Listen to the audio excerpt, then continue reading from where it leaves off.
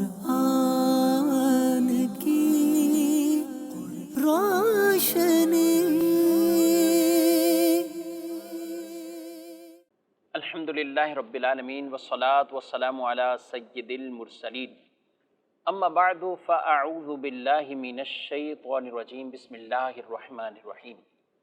الصلاة والسلام علیک یا رسول اللہ وعلی آلک واصحابک یا حبیب اللہ۔ الصلاة والسلام علیک یا نبی اللہ وعلی آلک واصحابک یا نور اللہ۔ بدر چند کے ناظرین، پروگرام شان نزول میں آپ کو خوش آمدید کہتے ہیں۔ اللہ رب العالمین ہم سب کو قرآن مجید فرقان حمید اور اس کی تعلیمات پر عمل پیرا ہونے کی توفیق عطا فرمائے۔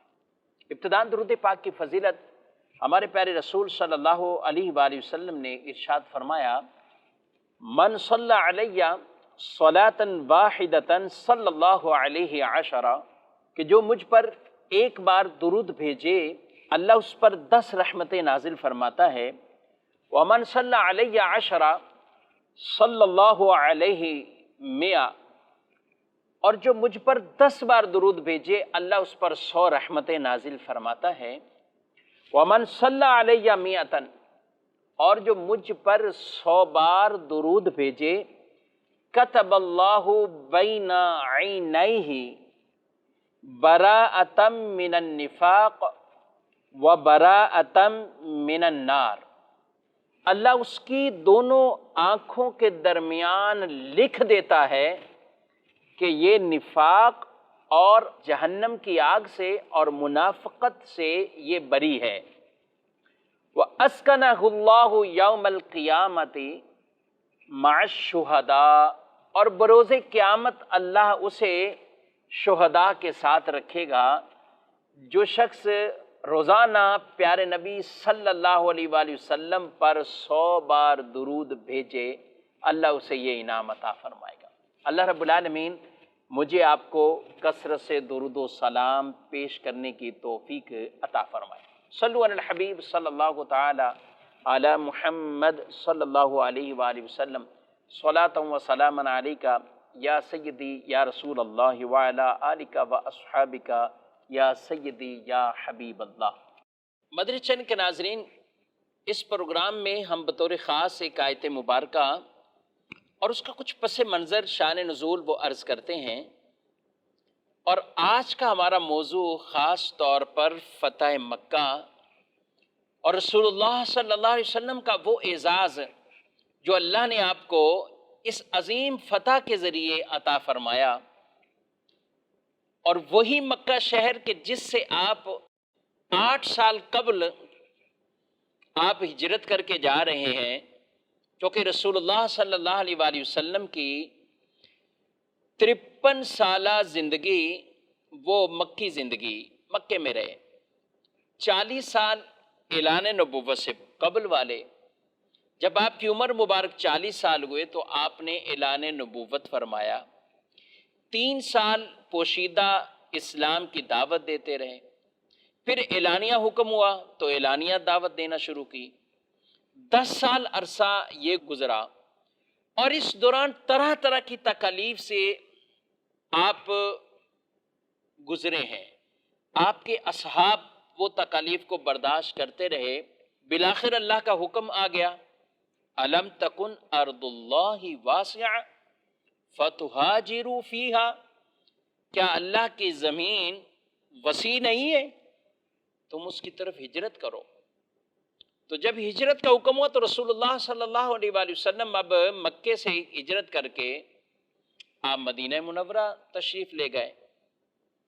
آپ کے دل میں بھی، اصحاب کے دل میں بھی ایک محبت ہے، مکے سے پیار ہے، اور یہ دل چاہتا ہے کہ وہاں جائیں، عمرہ کریں اور مناسک ادا کریں۔ انہی دنوں میں رسول اللہ صلی اللہ علیہ وآلہ وسلم نے ایک خواب دیکھا۔ آپ نے خواب دیکھا ہے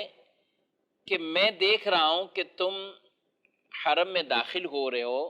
اور تم میں سے بعض حلق کیوں میں، بعض تقصیر کیوں میں۔ تو آپ صلی اللہ علیہ وسلم نے اپنے صحابہ سے یہ ارشاد فرمایا۔ اب ادھر سے تیاری ہو گئی کہ چلیے عمرہ کرنے چلتے ہیں، آپ کے ساتھ آپ کے صحابہ ہیں اور آپ عمرے کی گھر سے نکلے، لیکن قریش کو جب پتہ چل گیا کہ اس طرح ایک لشکر مدینے سے آ رہا ہے تو وہ بیچ میں آڑے آ گئے۔ رسول اللہ صلی اللہ علیہ وآلہ وسلم ہرگز جنگ نہیں چاہتے تھے، اور حدیبیہ پر بھی آپ نے پڑاؤ ڈال لیا، حدیبیہ کے مقام پر، اور پھر کچھ دن وہاں ٹھہرے، اور وہی صلح حدیبیہ کا پورا ایک وہ واقعہ وہاں ہوا، اور ایک معاہدہ لکھا گیا، اور اس معاہدے کی ایک شرط اور شک تھی کہ اس سال آپ واپسی چلے جائیں، آئندہ سال کے لیے پھر اجازت دی جائے گی، اس سال عمرے کی پرمیشن نہیں ہے۔ اس پر رسول اللہ صلی اللہ تعالیٰ علیہ وآلہ وسلم نے تاکہ فتنہ نہ ہو یا کوئی لڑائی نہ ہو تو آپ صلی اللہ علیہ وسلم نے شک کو بھی آپ نے قبول فرما لیا، اور وہ معاہدہ ہو گیا۔ رسول اللہ صلی اللہ علیہ وسلم نے وہیں اپنے احرام کو اتارا اور قربانیاں دیں، اور صحابہ کو بھی یہی حکم ملا، اور پھر آپ واپسی مدینے چلے گئے۔ جب آپ مدینے پہنچے تو یہود میں سے اور منافقین میں سے لوگوں نے طنز کرنا شروع کیا، مذاق اڑانا شروع کیا، اور وہ کہنے لگے کہ آپ کے نبی نے صلی اللہ علیہ وسلم تو یہ خواب دیکھا تھا کہ آپ حلق کیے ہوئے اندر داخل ہو جائیں گے، تقصیر کیے ہوئے، یعنی جب آدمی عمرہ یا حج کرتا ہے تو آخر میں احرام سے نکلنے سے پہلے وہ حلق کرواتا ہے، اور یا تقصیر، بالوں کو ترشوا کر تقصیر کرواتا ہے۔ تو کہا تمہارے نبی نے تو یہ خواب دیکھا تھا اور تم یہاں پر ایسے ہی آ گئے ہو واپسی۔ انہوں نے طعنہ دیا اور اس پر مذاق اڑایا۔ تو اللہ رب العالمین نے آیات مبارکہ کو نازل فرمایا اور ان دشمنوں کو بھی جواب دے دیا، اور اپنے پیارے محبوب علیہ الصلاۃ والسلام کے خواب کو بھی سچا فرما دیا۔ ارشاد فرمایا لقد صدق اللہ رسولہ الرؤیا بالحق لتدخلن المسجد الحرام ان شاء اللہ آمنین محلقین رؤوسکم ومقصرین لا تخافون فعلم ما لم تعلموا فجعل من دون ذلك فتحا قریبا۔ ترجمہ، بے شک اللہ نے اپنے رسول کا سچا خواب سچ کر دیا، یعنی خواب ان کا سچا ہی ہے اور اللہ نے اسے بھی سچ فرما دیا۔ اگر اللہ چاہے تو تم ضرور مسجد حرام میں امن و امان کے ساتھ داخل ہوگے، اور حالت کیا ہوگی؟ فرمایا کچھ حلق کیے ہوئے ہوں گے تم میں سے، اپنے سروں کو سر منڈائے ہوئے ہوں گے، اور کچھ ایسے کہ جو تقصیر کیے ہوئے۔ لا تخافون، تمہیں کسی کا ڈر نہیں ہوگا۔ فعلم ما لم تعلموا، تو اللہ کو وہ معلوم ہے جو تمہیں معلوم نہیں۔ تو اس نے مکے میں داخل ہونے سے پہلے ایک نزدیک آنے والی فتح رکھی ہے۔ فجعل من دون ذالک فتحا قریبا، ایک قریب فتح بھی رکھی ہے، یہ خوشخبری بھی عطا فرما دی۔ یہاں پر یہ ارشاد فرمایا اللہ کو معلوم ہے اور تمہیں معلوم نہیں، یعنی تم یہ سمجھ بیٹھے کہ وہ خواب کی تعبیر اسی سال ہے، خواب ضرور پورا ہوگا لیکن اگلے سال وہ پورا ہوگا۔ اور پھر آپ صلی اللہ علیہ وآلہ وسلم کا وہاں سے واپسی آنا اور عمرہ کیے بغیر ہی واپسی آ جانا، یہ بھی ایک بہت بڑا پیغام امن تھا، اور ان کو گویا کہ ایک اسلام کی طرف سے امن کا پیغام بھی تھا۔ اگر صحابہ اس وقت چاہتے اور رسول اللہ صلی اللہ علیہ وآلہ وسلم انہیں حکم دے دیتے کہ ہمیں جانا ہی جانا ہے، تو جس قدر صحابہ کرام علیہم رضوان کی تعداد تھی اور جو جذبہ اور جنون تھا، اور جس طرح وہ دین اور اسلام اور رسول اللہ صلی اللہ علیہ وسلم کے حکم پر اپنی جانوں کو قربان کرنے کے لیے تیار رہتے تھے، بلکہ یہی حدیبیہ کی وہ جگہ ہے کہ جہاں پر عروہ بن مسعود رضی اللہ عنہ جو کہ قریش کی طرف سے ایک سفیر بن کر آئے اور وہ معاہدے کے اندر وہ شامل تھے، اور انہوں نے جا کر قریش کے لوگوں کو اور کافروں کو بتایا کہ میں نے تو بڑے بڑے بادشاہوں کے پاس بھی گیا ہوں، میں کیسر و کسریٰ کے پاس بھی گیا ہوں، لیکن کسی کا بھی میں نے ادب اتنا نہیں دیکھا جتنا حدیبیہ کے مقام پر مسلمانوں کے نبی کا ادب دیکھا ہے کہ وہ اپنے نبی کا کس طرح ادب ان کے اصحاب بجا لاتے ہیں۔ تو لوگوں نے پوچھا اور وہ کیسا ادب؟ تو وہ کہنے لگے کہ ان کا ادب وہ اتنا کرتے ہیں کہ ان کے نبی صلی اللہ علیہ وآلہ وسلم تھوک مبارک بھی اگر زمین پر ڈالنے کا ارادہ کرتے ہیں تو ان کی ہتھیلیاں آگے ہو جاتی ہیں۔ یعنی صحابہ کا یہ انداز کہ نبی پاک کا لعاب مبارک بھی احتراماً تعظیماً محبتاً اپنے چہرے پر من لیا کرتے تھے۔ وہ وضو کرتے ہیں تو ان کے اصحاب ارد گرد چکر لگاتے ہیں۔ انداز یہ ہے کہ کوئی بھی قطرہ زمین پر نہ گرے، رسول اللہ صلی اللہ علیہ وسلم کے جسم مبارک سے جو قطرے جدا ہو رہے ہیں پانی کے، صحابہ کہتے ہیں ہمارے ہاتھوں میں گریں، اور جس کو تری مل جاتی سو مل جاتی، اور جسے نہ ملتی تو اپنے بھائی کی ہتھیلی سے ہتھیلی مس کرتا اور اپنے چہرے پر مل لیا کرتا تھا۔ اور جب ان کے نبی، یا مختلف روایات کا خلاصہ عرض کر رہا ہوں، اور ہے حدیبیہ کے مقام پر ہی، اور یہ بھی اس ان میں بیان کیا گیا کہ جب ان کے نبی کچھ بیان کرتے ہیں، خطاب کرتے ہیں، تو وہ بالکل جامد ہو کر، یعنی گویا کہ بے جان چیزیں ہیں، پتھر ہیں، ایسے توجہ کے ساتھ خطاب سنتے ہیں، اور جب وہ کسی چیز کا حکم دیتے ہیں تو پیروی کرنے کے اندر، اتباع کے اندر بڑی جلدی کرتے ہیں۔ کہا کہ اس طرح کے آداب میں نے کسی بادشاہ کے نہیں دیکھے، جتنی تعظیم اور عزت رسول اللہ صلی اللہ علیہ وآلہ وسلم کی ان کے اصحاب بچا لاتے ہیں۔ تو یہاں پر آیت مبارکہ کے اندر فرما دیا کہ یہ ضرور خواب سچا ہوگا، اللہ اسے سچا کر دے گا، اور خواب ہے ہی سچا، اللہ چاہے گا انشاءاللہ تم ضرور داخل ہوگے اور امن کے ساتھ ہوں گے۔ اس سال اگر نہیں بھی گئے، لیکن آئندہ آنے والا جو سال ہوگا اس میں بڑا امن کے ساتھ تم داخل ہو جاؤ گے۔ اور یہاں فرمایا ایک قریب بھی فتح ہے۔ مفسرین نے یہاں دو قول بیان کیے۔ بعض نے کہا کہ حدیبیہ سے واپسی آئے تو جلد ہی خیبر کی فتح یہ مسلمانوں کو نصیب ہوئی، تو یہاں جو فتح قریبہ ارشاد فرمایا گیا اس سے مراد وہ خیبر والی فتح ہے۔ اور بعض نے اسی کے تحت اس فتح سے مراد فتح مکہ کو بیان فرمایا ہے۔ بدر چند کے ناظرین، فتح مکہ یہ عظیم اور وہ ایک سنہرا تاریخ کا باب ہے کہ 8 سال بعد ہی، یعنی ہجرت کے 8ویں سال 8 ہجری میں یہ فتح مکہ، وہ عظیم فتح رسول اللہ صلی اللہ علیہ وسلم کو اللہ نے عطا فرمائی۔ اور ذرا اندازہ لگائیے، رمضان شریف میں یہ فتح مکہ تھی، اور رسول اللہ صلی اللہ علیہ وسلم کو کس قدر خوشی ہوگی، آپ کے اصحاب کو کتنی خوشی کہ 8 سال پہلے یہاں کے لوگوں نے کتنی پریشانیوں تکلیف دے کر ہمیں ہجرت کرنے پر مجبور کیا، کیونکہ رسول اللہ صلی اللہ علیہ وآلہ وسلم نے جب ہجرت کی تو آپ اپنے یار غار یعنی صدیق اکبر کے ساتھ جا رہے تھے، تو جہاں سے خانہ کعبہ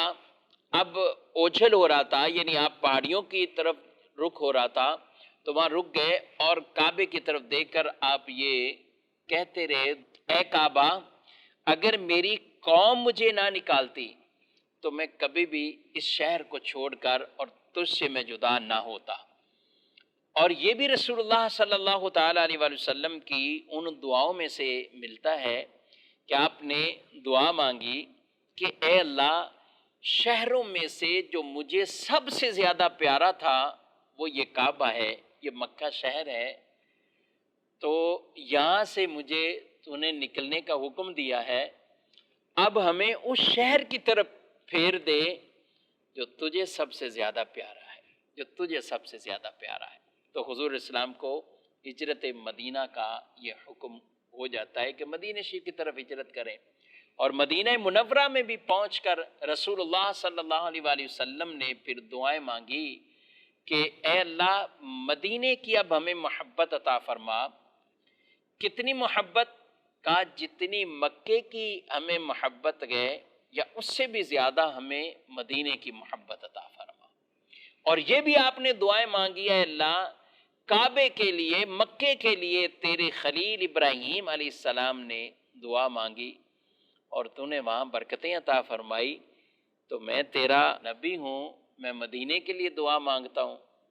جتنی برکت ابراہیم علیہ السلام کے کہنے پر مکے والوں کو ملی گئے، اتنی اور اس سے دگنی برکتیں میرے کہنے پر مدینے والوں کو عطا فرما۔ یعنی آپ کی دعا پر، کہ میری اس دعا پر مدینے والوں کو یہ برکتیں عطا فرما۔ تو 8 سال پہلے یہ واقعہ ہو رہا ہے، اور پھر عظیم وہ دن کہ 8 سال صرف گزرے ہیں، رسول اللہ صلی اللہ علیہ وسلم 10,000 کا لشکر لے کر مکہ مکرمہ میں داخل ہو رہے، اپنی اونٹنی پر آپ بیٹھے ہوئے۔ بعض کتابوں میں 12,000 لکھا، بعض نے 10 لکھا، بعض نے دونوں میں تطبیق دے دی کہ 10 مدینے سے نکلے تھے، 2,000 پھر مزید آگے قبیلے والے کچھ ملتے گئے، تو 12,000 کا لشکر آپ لے کر چلے گئے۔ اور یہ 12,000 کا لشکر یا 10,000 کا لشکر یہ مکے میں داخل ہوتا ہے، اور اس شان و شوکت کے ساتھ یہ مکہ مکرمہ کے اندر عظیم فتح لیے ہوئے یہ قافلہ داخل ہو رہا ہے، یہ لشکر داخل ہو رہا ہے۔ اور کتنا بڑا اسلام نے امن کا پیغام دیا کہ جس علاقے، جس گلیوں میں صحابہ کو ستایا گیا، رسول اللہ صلی اللہ علیہ وسلم کی زندگی تکلیف سے بھری گئی، وہ سارے دشمن بھی اپنے گھروں سے باہر نکل کر وہ کھڑے ہیں اور وہ بھی دیکھ رہے ہیں کہ آج ہمارے ساتھ ہونے والا کیا ہے۔ اور ان میں ایسے بھی وہ لوگ تھے جو رسول اللہ صلی اللہ تعالیٰ علیہ وآلہ وسلم کو کوئی کبھی پتھر بھی مارتا تھا، کبھی آپ صلی اللہ علیہ وسلم کے گلے مبارکہ کے اندر اگر چادر ہوتی تو وہ اس کو پھندا بنا کر گویا کہ کھینچنے کی کوشش بھی کرتے تھے۔ وہ لوگ جو آپ کو آوازیں بھی کستے تھے، وہ لوگ جو معاذ اللہ آپ کو طرح طرح کے القابات سے، کبھی شاعر، کبھی مجنون، کبھی کیسے، اس طرح پکارا کرتے تھے، آپ کو ستایا کرتے تھے، آپ کے صحابہ کو ستایا کرتے تھے، آج ان کی نگاہیں ٹک ٹکی باندھ کر وہ دیکھ رہے ہیں کہ آج ہوگا کیا۔ سارے لوگ کھڑے ہوئے ہیں، لیکن رسول اللہ صلی اللہ علیہ وسلم کا بہت پیارا اعلان اور امن بھرا اعلان، محبت بھرا اعلان، اسلام کا اصل پیغام آپ نے اس موقع پر دیا۔ اور وہ اعلان ایسا ہے کہ جس کے لفظ لفظ سے رحمتوں کے دریا گویا کہ ایسے کہیں کہ موجیں مار رہے ہیں، ایسا وہ اعلان تھا۔ جو شخص ہتھیار ڈال دے اس کے لیے امان ہے، جو اپنا دروازہ بند کر لے اس کے لیے امان ہے، جو کعبے میں داخل ہو جائے اس کے لیے بھی امان ہے۔ حضرت عباس رضی اللہ عنہ کہنے لگے کہ ابو سفیان کے بارے میں بھی کچھ کہہ دیں، تو رسول اللہ صلی اللہ علیہ وسلم نے فرما دیا جو ابو سفیان کے گھر میں داخل ہو جائے اس کے لیے بھی امان ہے، اس کے لیے بھی امان ہے۔ آپ کا امن اور امان والا ایسا رحمت بھرا یہ فرمان کہ کوئی بھی کسی طرح کا خون کا قطرہ بھی نہ بہے، گھر بند اپنا کر لے امان ہے، کعبے میں چلا جائے امان ہے، ابو سفیان کے گھر جائے اس کے لیے امان ہے، اپنے ہتھیار ڈال دے اس کے لیے امان ہے۔ اور یوں رسول اللہ صلی اللہ علیہ وسلم نے گویا کہ ہر ایک کو یوں امان بھی عطا فرما دیا۔ اور آپ صلی اللہ تعالی علیہ وسلم نے جب ان کی طرف دیکھا، ان پر ایک لرزہ طاری ہے۔ کیوں لرزہ طاری تھا؟ کیونکہ ان ظالموں اور جفاکاروں میں وہ لوگ تھے کہ جنہوں نے آپ کے راستوں میں کانٹے بچھائے تھے، ان میں وہ خونخوار لوگ بھی تھے جنہوں نے بار بار آپ پر قاتلانہ حملہ کیا تھا، وہ بے رحم اور بے درد بھی تھے ان میں وہ لوگ جنہوں نے آپ کے دندان مبارک کو شہید کیا اور آپ کے چہرے کو لہو لہان کیا۔ ان میں وہ اوباش اور بدماش بھی تھے جو برسہ برس سے بہتان تراشیاں اور شرمناک باتوں سے، گالیوں سے معاذ اللہ آپ کے قلب مبارک کو زخمی کرتے تھے، وہ لوگ بھی تھے۔ وہ صفاق اور درندہ صفت لوگ بھی ان میں تھے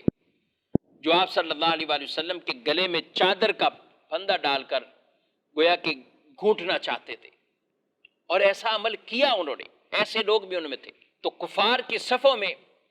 وہ ایسے ظالم موجود تھے، وہ جفاکار، وہ خونخوار وہ موجود تھے۔ حضرت حمزہ رضی اللہ تعالیٰ عنہ کو شہید کرنے والے وہ بھی ان کی صفوں میں کھڑے، وہ بھی موجود ہیں۔ حضرت صہیب، حضرت خبیب، حضرت زید بن دسنہ، حضرت خباب، عمار، بلال رضی اللہ تعالی عنہم اجمعین، یہ وہ ہیں جن کو کوڑے مارے جاتے، جن کو طرح طرح سے تکالیف پہنچائی جاتی، ان کے بھی تکلیفیں دینے والے وہاں موجود تھے۔ یہ سارے کے سارے یہ منظر دیکھ رہے تھے کہ یہ 10-12 ہزار کا لشکر آ گیا مکے میں، اب تو ہماری خیر نہیں، اب تو ہمارے گویا کہ گوشت جو ہے وہ نوچ کر کتوں کو ڈال دیے جائیں گے، ہمیں ختم کر دیا جائے گا، نیست و نابود کر دیا جائے گا۔ وہ سوچ ہی رہے تھے کہ ہمارے ساتھ ہوگا کیا۔ رسول اللہ صلی اللہ تعالی علیہ وآلہ وسلم نے ارشاد فرمایا، بولو تم کو کچھ معلوم ہے کہ آج میں تم سے کیا معاملہ کرنے والا ہوں؟ تمہیں معلوم ہے؟ تو اس فرمان نے تو اور ان پر ایک لرزہ طاری کر دیا، کانپنے لگے اور وہ کہنے لگے، اخن کریم و ابن اخن کریم، کریم بھائی اور کریم بھائی کے بیٹے آپ سے کرم کی التجا ہے، کرم مانگتے ہیں آپ سے۔ اللہ اکبر۔ رسول اللہ صلی اللہ علیہ وسلم نے یہ ان کا جواب سنا تو اپنے کریمانہ لہجے میں آپ نے ارشاد فرما دیا، لا تثریب علیکم اليوم فاذهبوا انتم الطلقاء، کہا کہ آج تم سے کوئی بدلہ اور کوئی الزام نہیں ہے، جاؤ تم سارے آزاد ہو، جاؤ تم سارے آزاد ہو۔ بس یہ کریمانہ انداز، یہ لہجہ، یہ کلمات سننے تھے کہ ان کافروں نے کلمہ پڑھ لیا، اور وہ کلمہ پڑھ کر بھی حضور علیہ السلام کے دامن اسلام میں آئے، آپ کے ہاتھوں پر مسلمان ہو گئے اور آپ کے ہی گرویدہ بن جاتے ہیں۔ بدر کے ناظرین، آپ صلی اللہ علیہ وسلم نے ایسا امن کا پیغام دیا کہ جو جانی دشمن تھے انہیں بھی آپ نے معاف فرما دیا، معاف فرما دیا، اور وہ بھی مسلمان ہو گئے اور آپ کے عاشق صادق بن گئے۔ رسول اللہ صلی اللہ علیہ وسلم نے بانی کعبہ یعنی اپنے جد امجد حضرت ابراہیم علیہ السلام، انہوں نے بتوں کو توڑا تھا، تو آپ نے آج انہی کے بنائے ہوئے اس کعبے کے ارد گرد جو 360 بت لٹک رہے، آپ نے ان کو بھی توڑا، ان کو توڑنا اور توڑنے کا حکم ارشاد فرمایا۔ پھر کعبے کے اندر جو کچھ تھا ان کو توڑا گیا، اور یہ پورے کعبے کو پاک صاف ان سے کیا گیا، اور رسول اللہ صلی اللہ علیہ وسلم پھر خود اندر تشریف لے کر گئے، اور وہ جن کے پاس چابی تھی ان کو ہی بلایا گیا۔ قربان جائیں، کتنے کریم آقا صلی اللہ علیہ وآلہ وسلم ہیں کہ وہ تو پہلے دشمنوں کی صفوں میں تھے، لیکن جب مسلمان ہو گئے تو ہی بلایا، کعبے میں چابی انہی سے ہی تالا کھلوایا، اندر بھی گئے، بتوں سے پاک صاف بھی کیا، اور روایات میں آپ نے نماز بھی ادا فرمائی اندر، اور پھر چابی آپ نے واپسی انہی کو ہی دے دی۔ چابی بھی واپسی انہی کو دے دی۔ اتنا کریمانہ یہ انداز صلی اللہ علیہ وسلم کا، آپ نے چابی بھی انہی کو دے دی اور کہا کہ تم سے کوئی نہیں لے گا مگر وہ جو ظالم شخص ہوگا وہ تم سے یہ چابی لے گا۔ اس قدر عظیم فتح ہے، لیکن جب آپ مکے میں داخل ہوئے تو اپنی اونٹنی پر اپنے سر کو جھکائے ہوئے تھے، سر کو جھکائے ہوئے تھے۔ یہ آپ کا تواضع تھا، انکساری تھی۔ اور آپ صلی اللہ علیہ وآلہ وسلم اپنے ساتھ ایک غلام کو بٹھائے ہوئے تھے اونٹنی، اور پھر یہاں کعبے کو بتوں سے پاک صاف کیا گیا، تو پھر آپ صلی اللہ علیہ وسلم نے ارد گرد جو لوگوں نے، مختلف قبائل نے اس طرح کے بت رکھے ہوئے تھے، ان کو بھی توڑنے کا حکم دیا، اور گویا کہ تمام جگہوں سے یہ بتوں کا صفایا ہو گیا۔ بدر شریف کے ناظرین، یہ آیت مبارکہ سورہ فتح اور اس کے کچھ پس منظر آج اور یہ عظیم وہ جو واقعہ پیش آیا تھا اس کو عرض کیا ہے۔ اللہ رب العالمین ہمیں قرآن پاک کے علم سے ہمارے سینوں کو روشن فرمائے، منور فرمائے، اور بار بار ہمیں بھی حرم کعبہ کی حاضری عطا فرمائے،